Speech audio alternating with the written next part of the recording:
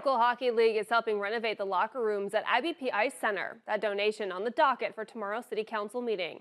Siouxland Youth Hockey Association plans to donate $725,000 to the IBP Ice Center for that locker room addition project. Council will be asked to accept that donation at the meeting tomorrow. The project will include 3 additional locker rooms, a weight room, a coach's office, restrooms, and a shower.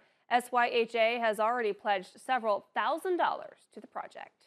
A Homer, Nebraska company slated to take on the Les Hills Scenic Trail project. Council members will be asked to approve the bid from T.R. Harris Construction of Homer for the project, coming in at $1.13 million. The project includes a new concrete trail in the southern portion of Sioux City along Old Lakeport Road. The trail will run about 1.6 miles and construction set to start later this summer. And city council members will also be asked to approve a second consideration to vacate multiple streets for the redevelopment of the Sioux Gateway Airport entrance. The section of land includes Niobrara, Meek, Newell, and Marquette Avenues, and MacArthur Street north of Aviation Boulevard and east of Al Haynes Drive.